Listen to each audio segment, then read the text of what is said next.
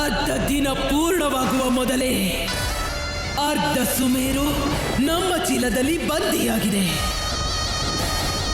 ಆ ಸಮಯವೂ ದೂರವಿಲ್ಲ.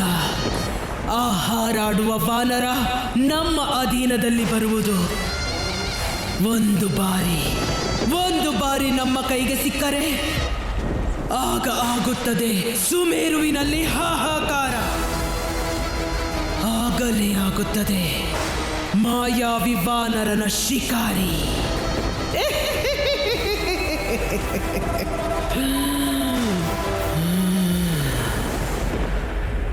ಜಗನ್ ಮಗನ್ ಆಟ ಆಡೋದಕ್ಕೆ ಅಂತ ಹೋಗಿದ್ರು. ಪ್ರತಿದಿನ ಹೋಗೋ ಹಾಗೇನೆ. ನಮ್ ಬಂಧುನು ಕೂಡ ಎಲ್ಲೂ ಕಾಣಿಸ್ತಾ ಇಲ್ಲ. ಅಲ್ಲಿ ಇಲ್ಲಿ ಎಲ್ಲ ಕಡೆ ಹುಡುಕಿದ್ವಿ. ನೀವೇ ನಮ್ಗೆ ಸಹಾಯ ಮಾಡ್ಬೇಕು ಮಹಾರಾಣಿ. ಮಾರುತಿನೂ ಮಿತ್ರರ ಜೊತೆ ಆಡೋಕ್ ಹೋಗಿದ್ರು. ಎಲ್ಲಿ ಹೋದ್ರೂ ಗೊತ್ತಾಗ್ತಿಲ್ವಲ್ಲ. ಇವ್ರ ಮುಂದೆ ನಾವು ದುರ್ಬಲರಾಗಬಾರ್ದು. ಇವರಿಬ್ರ ಮನೋಬಲ ಕುಗ್ಬಿಡುತ್ತೆ. ನಮಗ್ ತುಂಬಾ ಭಯ ಆಗ್ತಿದೆ ಮಹಾರಾಣಿ.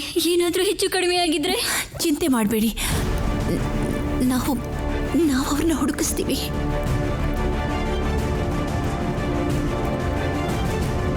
ಮಹಾರಾಜರೇ, ಪ್ರತಿದಿನ ರಾತ್ರಿ ನಮ್ಮ ತಂದೆ ಅಂಗಳದಲ್ಲಿ ಮಲಗುತ್ತಿದ್ದರು. ಇಂದು ಬೆಳಿಗ್ಗೆ ಎದ್ದು ನೋಡಿದಾಗ ಅಲ್ಲಿ ನಮ್ಮ ತಂದೆ ಇರಲಿಲ್ಲ ಪ್ರಭು. ಅವರು ಎಲ್ಲೂ ಕಾಣುತ್ತಿಲ್ಲ ಪ್ರಭು. ನೀವು ಚಿಂತಿಸಬೇಡಿ. ನಮ್ಮ ಜೀವ ಇರುವವರೆಗೂ ನಮ್ಮ ಸುಮೇರು ವಾಸಿಗಳಿಗೆ ತೊಂದರೆಯಾಗಲು ಬಿಡುವುದಿಲ್ಲ. ಎಲ್ಲರನ್ನು ತಮ್ಮ ಮನೆಗಳಿಗೆ ಸುರಕ್ಷಿತವಾಗಿ ತಲುಪಿಸುತ್ತೇವೆ. ಇದು ನಮ್ಮ ವಚನ.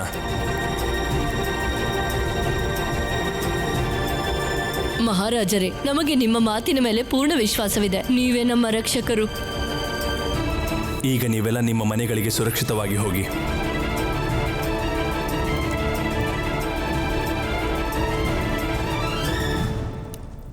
ಸ್ವಾಮಿ, ಮನಸ್ಸಿಗೆ ಏಕೋ ಆತಂಕವಾಗ್ತಾ ಇದೆ. ಮಾರುತಿ ಹಾಗೂ ಅವ್ರ ಮಿತ್ರರು ಕೂಡ ಕಾಣಿಸ್ತಿಲ್ಲ. ಈ ಸಮಸ್ಯೆಗೆ ಪರಿಹಾರ ಗುರುದೇವ ಮತಂಗ ಋಷಿಗಳ ಹತ್ತಿರ ಸಿಗಬಹುದು. ನಾವು ಅವರನ್ನು ಭೇಟಿ ಮಾಡೋಣ. ಬನ್ನಿ. ಪ್ರಭು, ಮತಂಗ ಋಷಿಗಳು ಆಗಮಿಸಿದ್ದಾರೆ. ಮಹಾದೇವ, ಅವರನ್ನು ಆದರದಿಂದ ಒಳಗೆ ಕರೆತನ್ನಿ. ಪ್ರಣಾಮಗಳು ಋಷಿವರ್ಯ. ನೀವೇ ಆಗಮಿಸಿದ್ದು ಒಳ್ಳೆಯದಾಯಿತು. ನಾವು ನಿಮ್ಮ ಬಳಿಯೇ ಬರುತ್ತಿದ್ದೆವು. ನಮಗೆ ಗೊತ್ತು ಸ್ಥಿತಿ ಎಷ್ಟು ಗಂಭೀರವಾಗಿದೆ ಎಂದು. ಅದೇ ಕಾರಣಕ್ಕೆ ನಾವು ಇಲ್ಲಿಗೆ ಬಂದಿದ್ದೇವೆ, ನಿಮ್ಮ ಸಹಾಯಕ್ಕೆಂದು. ಋಷಿವರ್ಯರೇ, ನಮಗೆ ಸುಮೇರು ಪ್ರಜೆಗಳದೇ ಚಿಂತೆಯಾಗಿದೆ. ಹಾಗೆಯೇ ಮಾರುತಿಯ ಚಿಂತೆಯೂ ಆಗಿದೆ. ನೀವು ನಿಶ್ಚಿಂತರಾಗಿರಿ ದೇವಿ. ನಿಮ್ಮ ಪುತ್ರನಿಗೆ ಏನೂ ಆಗುವುದಿಲ್ಲ. ಮಹಾದೇವನಿಗೆ ಸಮರ್ಪಿಸಿದ ಯಜ್ಞದಲ್ಲಿ ಮಂತ್ರಿಸಿದ ಪವಿತ್ರವಾದ ವಿಭೂತಿ ಇದು. 4 ದಿಕ್ಕಿನಲ್ಲೂ ಸುರಕ್ಷಾ ರೇಖೆ ಬರೆದು ಮಹಲನ್ನು ಸುರಕ್ಷೆ ಮಾಡುವುದು ಅತಿ ಅವಶ್ಯಕ. ಹಾಗೂ ಈ ಕಾರ್ಯಕ್ಕೆ ನೀವು ನಮ್ಮ ಜೊತೆ ಬರಬೇಕು. ಅವಶ್ಯವಾಗಿ ಗುರುದೇವ. ದೇವಿ, ಜಾಗೃತವಾಗಿರಿ. ನಮ್ಮ ಅನುಮತಿ ಇಲ್ಲದೆ ಅರಮನೆಯ ಹೊರಗೆ ಯಾರೂ ಹೋಗುವಂತಿಲ್ಲ. ನೀವು ಸಹ ಬನ್ನಿ ಗುರುದೇವ. ಎಚ್ಚರಿಕೆಯಾಗಿರಿ. ಜಗನ್ ಮಗನ್ ಬಂಧು, ಎಲ್ಲಿದ್ದೀರಾ ನೀವು?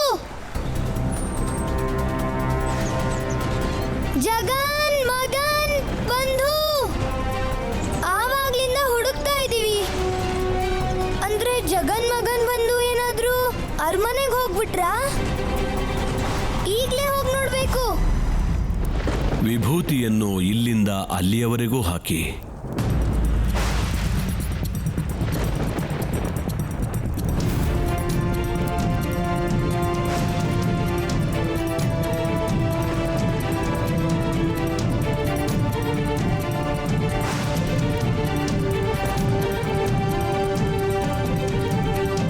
ನೋಡಿ ಹಾಕು. ವಿಭೂತಿಯ ರೇಖೆ ಸಮನಾಗಿ ಹಾಕು.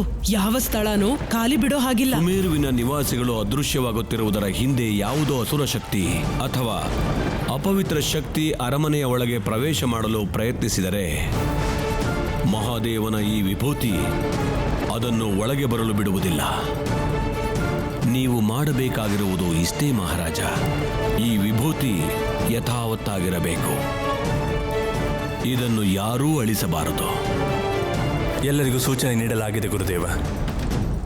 ಮಹಾದೇವನ ವಿಭೂತಿಯ ಸುರಕ್ಷಾ ಚಕ್ರ ಹೇಗಿದೆಯೋ ಹಾಗೇ ಇರುತ್ತದೆ.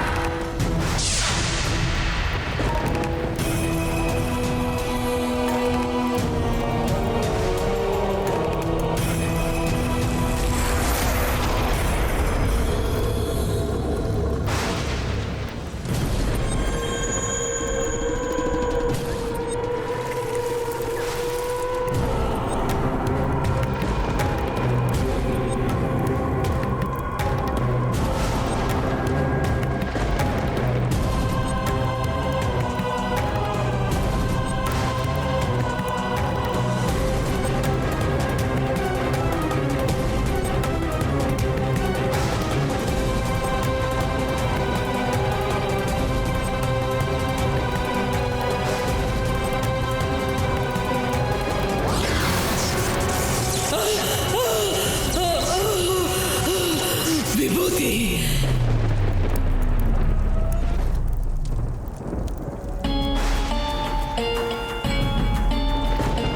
ಜಗನ್ ಮಗನ್ ಬಂಧು, ಇದು ನಿಮ್ ಕೆಲ್ಸನೇ ನಮಗ್ ಗೊತ್ತು.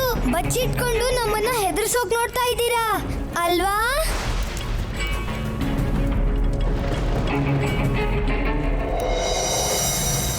ಮಾರುತಿ, ನೀವು ನಮ್ಮ ಕಣ್ಣೆದುರಿಗೆ ಇರಬೇಕು.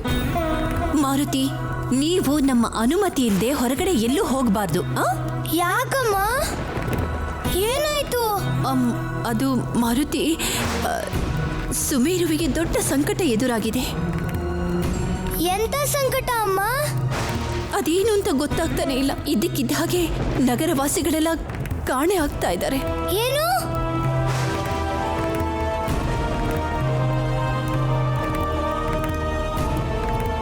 ನಾವು ಕಾಡಲ್ಲಿದ್ವಿ, ಅದಕ್ಕೆ ನಮಗೆ ಏನು ಗೊತ್ತಾಗ್ಲೇ ಇಲ್ಲ.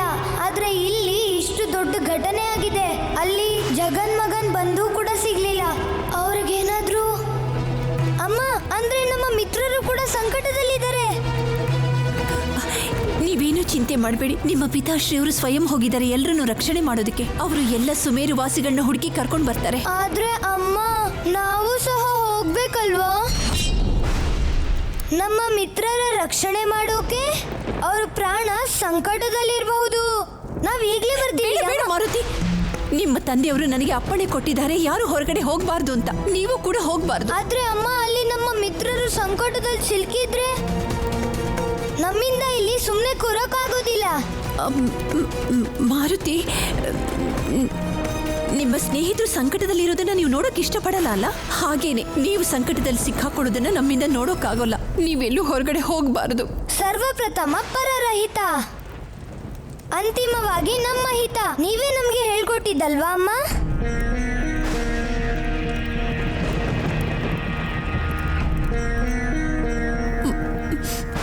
ಅದೆಲ್ಲ ನಮಗೇನು ಗೊತ್ತಿಲ್ಲ. ನೀವು ಹೊರಗಡೆ ಹೋಗಬಾರ್ದು ಅಷ್ಟೇ.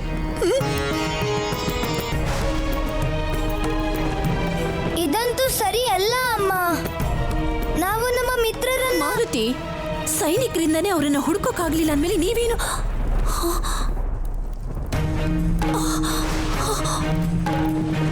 ಅದು ಮಾರುತಿ, ನಮ್ಮ ಮಾತಿನ ಅರ್ಥ ಸೈನಿಕರೇ ಅದನ್ನೆಲ್ಲವನ್ನು ನೋಡ್ಕೊಳ್ತಾರೆ.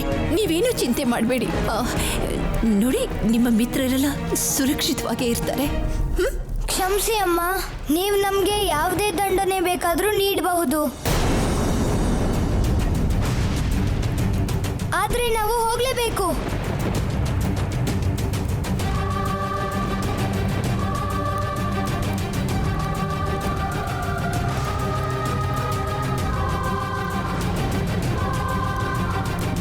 ಮಾರುತಿ ಹಿಂದಿರುಗಿ ಬರುತ್ತಾರೋ ಇಲ್ವೋ ಅಂತ ನಮಗೇಕೆ ಸಂಶಯವಾಗುತ್ತಿದೆ.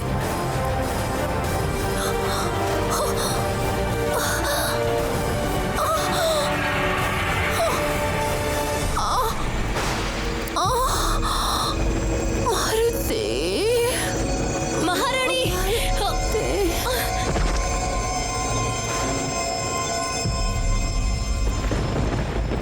ರಾಜ್ಕುಮಾರ, ಅಮ್ಮ! ಯಾರಾದರೂ ಇದ್ದೀರಾ? ದಯವಿಟ್ಟು ಸಹಾಯ ಮಾಡಿ ಈ ಮುದುಕಿಗೆ. ಇದು ಯಾವುದೋ ವೃದ್ಧೆಯ ಕರುಣಾಮಯ ಕೂಗು ಅನಿಸುತ್ತಿದೆ.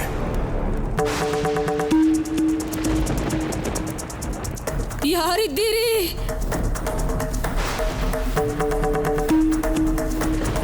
ಏನಾಯಿತು ಮಾತೆ?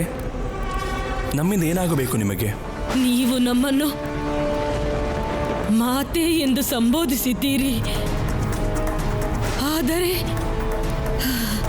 ನಿಮ್ಮ ಪ್ರಜೆಯ ಬಗ್ಗೆ ನಿಮ್ಮ ಹೃದಯದಲ್ಲಿ ಯಾವುದೇ ದಯೆ ಕಾಣುತ್ತಿಲ್ಲ.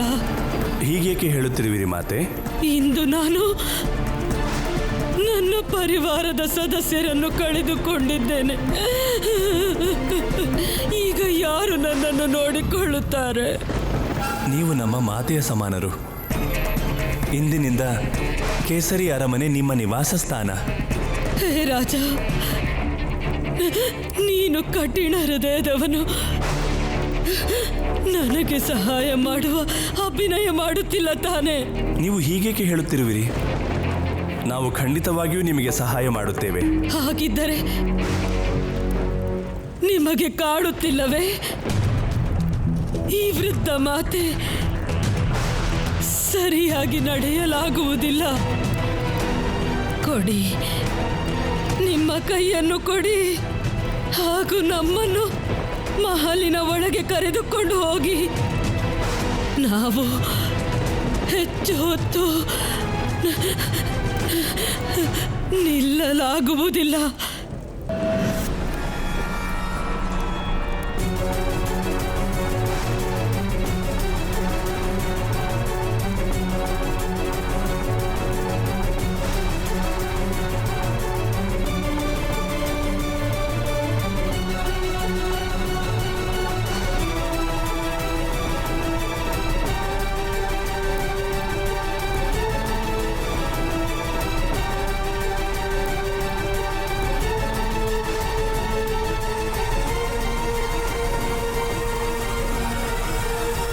ಮಾತೆ, ನಿಧಾನವಾಗಿ ಮಾತೆ.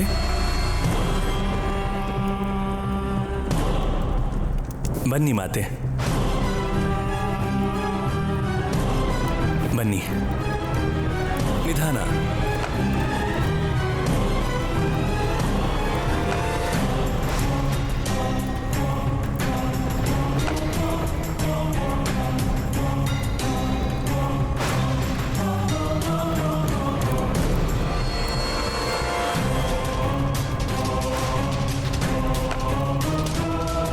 ನಿಮ್ಮ ಪುತ್ರ ಕೇಸರಿಯ ಮನೆಗೆ ನಿಮಗೆ ಸ್ವಾಗತ. ಬನ್ನಿ, ನಿಧಾನವಾಗಿ ಬನ್ನಿ. ಸುಜಾತ, ಹೇಳಿ ಮಹಾರಾಜರೇ. ಮಾತೆಯನ್ನು ಅತಿಥಿ ಕೋಣೆಗೆ ಕರೆದುಕೊಂಡು ಹೋಗಿ. ಇವರು ಅಲ್ಲೇ ಉಳಿಯಲು ಸಿದ್ಧತೆ ಮಾಡಿಕೊಡಿ. ಆಯಿತು ಮಹಾರಾಜ. ನಿಧಾನವಾಗಿ ಹೋಗಿ ಮಾತೆ. ರಾಜ ಕೇಸರಿ, ನಿನ್ನ ಕೈಯಿಂದಲೇ ನಿನ್ನ ಮೃತ್ಯುವನ್ನು ಮನೆಗೆ ಬರಮಾಡಿಕೊಂಡಿದ್ದೀಯಾ? ಏನಾಗಿದೆ ನಮ್ಮ ಅಮ್ಮಂಗೆ ವೈದ್ಯರೇ? ಮಹಾರಾಣಿ ಅಂಜನಿ ಪ್ರಜ್ಞೆ ತಪ್ಪಲು ಪ್ರಮುಖ ಕಾರಣ ಅವರಿಗಾದ ಒತ್ತಡ. ರಾಜಕುಮಾರ,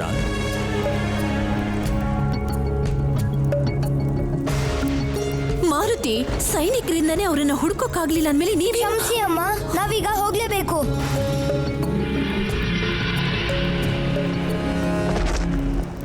ಅಮ್ಮ, ನೀವು ಹಗಲು ರಾತ್ರಿ ನಮ್ಮ ಬಗ್ಗೆನೇ ಚಿಂತೆ ಮಾಡ್ತಿರ್ತೀರಾ. ಆದ್ರೆ ನಾವು ನಮ್ಮ ಹುಡುಗಾಟದಲ್ಲಿ ನಿಮ್ಮ ಆಜ್ಞೆಯನ್ನ ನಾವು ಪಾಲಿಸೋದೇ ಇಲ್ಲ. ನಿಮ್ಮ ಪ್ರೇಮವನ್ನ ನಾವು ಗೌರವಿಸೇ ಇಲ್ಲ. ನಮ್ಮನ್ನ ಕ್ಷಮಿಸ್ಬಿಡಿ ಅಮ್ಮ. ರಾಜಕುಮಾರ, ಮಹಾರಾಣಿಯವರು ಪ್ರಜ್ಞೆ ತಪ್ಪಿರುವ ದೋಷವನ್ನು ನಿಮ್ಮ ಮೇಲೆ ದಯವಿಟ್ಟು ತೆಗೆದುಕೊಳ್ಳಬೇಡಿ. ನಾನು ಕೆಲವು ಔಷಧಿಗಳನ್ನು ಕೊಡುತ್ತೇನೆ. ಅವರು ಶೀಘ್ರವಾಗಿ ಚೇತರಿಸಿಕೊಳ್ಳುತ್ತಾರೆ. ಧನ್ಯವಾದಗಳು ವೈದ್ಯರೇ. ನೀವು ನಮ್ಮಮ್ಮನ್ನ ಬೇಗ ಹುಷಾರಾಗೋ ಹಾಗೆ ಮಾಡಿ. ನಾವು ಸದಾ ಆಭಾರಿಯಾಗಿರ್ತೀವಿ. ಅವಶ್ಯವಾಗಿ ರಾಜಕುಮಾರ. ನಾವು ಔಷಧಿಯನ್ನು ತಯಾರಿಸಲು ಪ್ರಯೋಗಶಾಲೆಗೆ ಹೋಗಬೇಕು. ನಾವು ನಿಮ್ ಜೊತೆ ಬರ್ತೀವಿ. ಬನ್ನಿ ಬನ್ನಿ.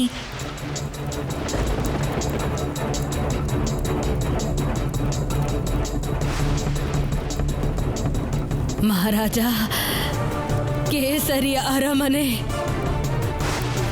ಅತ್ಯಂತ ಭವ್ಯವಾಗಿದೆ. ಇದೆಲ್ಲ ಮಹಾರಾಣಿಯ ಸತ್ಕಾರ್ಯದ ಫಲ. ಇಂದು ನಿನ್ನ ರಾಣಿ ಮಾತೆ ಯಾವುದೇ ಸತ್ಕಾರ್ಯ ಈ ಅರಮನೆಯನ್ನು ಸಿಂಹಿಕಾಳ ಪ್ರಕೋಪದಿಂದ ರಕ್ಷಿಸಲು ಸಾಧ್ಯವಿಲ್ಲ.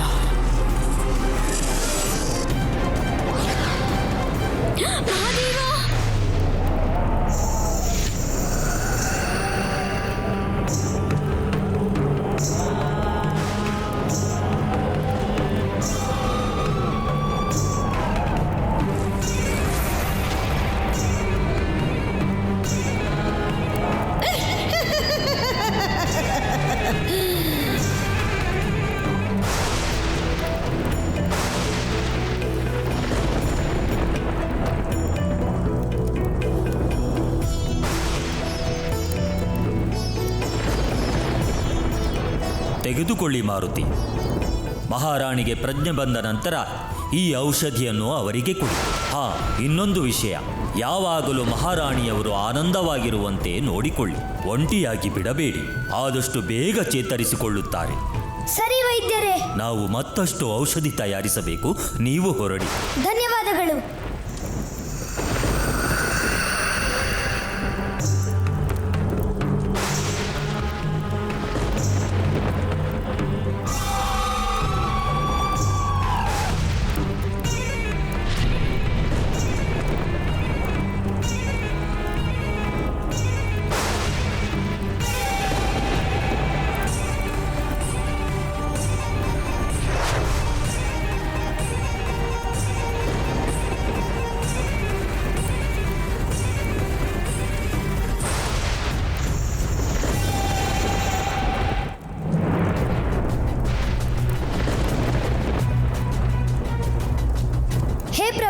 ನಮ್ಮಮ್ಮಂಗೆ ಬೇಗ ಪ್ರಜ್ಞೆ ಬರೋ ಹಾಗೆ ಮಾಡಿ. ಇನ್ನೆಂದು ನಾವು ಅವ್ರ ಮಾತನ್ನ ಧಿಕ್ಕರಿಸೋದಿಲ್ಲ.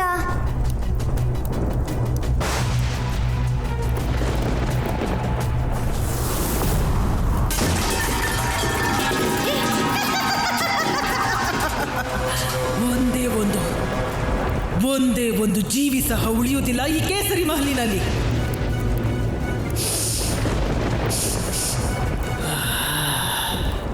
ನಮ್ಮ ಇಂದ್ರಿಯ ನಮಗೆ ಹೇಳುತ್ತಿದೆ, ಆ ಹಾರುವ ವಾನರ ಅಕ್ಕಪಕ್ಕದಲ್ಲೇ ಇದ್ದಾನೆ. ಅವನು ಆದಷ್ಟು ಬೇಗ ನಮ್ಮ ಈ ಚೀಲದಲ್ಲಿರುತ್ತಾನೆ.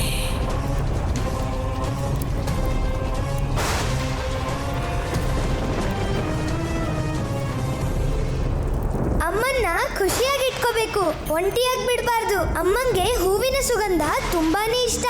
ಅದರಿಂದ ಅವ್ರಿಗೆ ಬೇಗನೆ ಪ್ರಜ್ಞೆ ಬರಬಹುದು. ನಾವೀಗ್ಲೇ ಹೋಗಿ ತಗೊಂಡ್ಬರ್ತೀವಿ.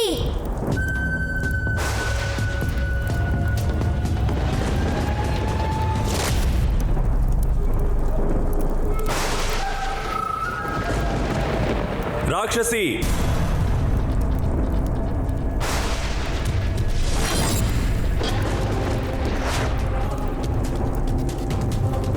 ನಮ್ಮ ಅರಮನೆ ಒಳಗೆ ಬರುವ ದುಸ್ಸಾಹಸ ಹೇಗೆ ಮಾಡಿದೆ ನೀನು?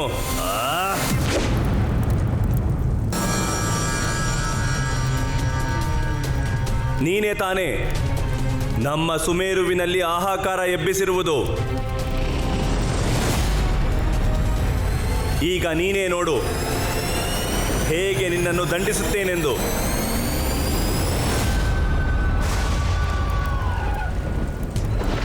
ಇಲ್ಲಿ ಕತ್ತಲಿದೆ.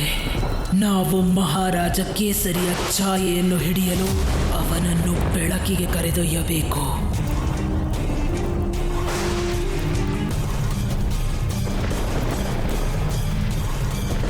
ನೀನು ನಮಗೇನು ದಂಡನೆ ನೀಡುವೆ? ನಿನ್ನಿಂದ ಸ್ಪರ್ಶಿಸಲು ಸಹ ಆಗುವುದಿಲ್ಲ. ಅದನ್ನು ಸಮಯವೇ ಹೇಳುತ್ತದೆ. ದುಷ್ಟ ರಾಕ್ಷಸಿ,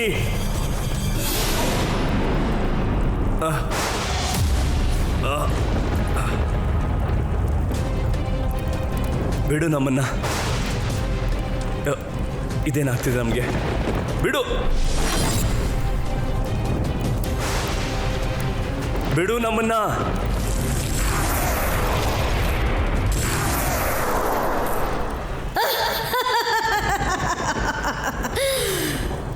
ಮಹಾರಾಜನ ಕತೆ ಇನ್ನು ಮುಗಿಯಿತು.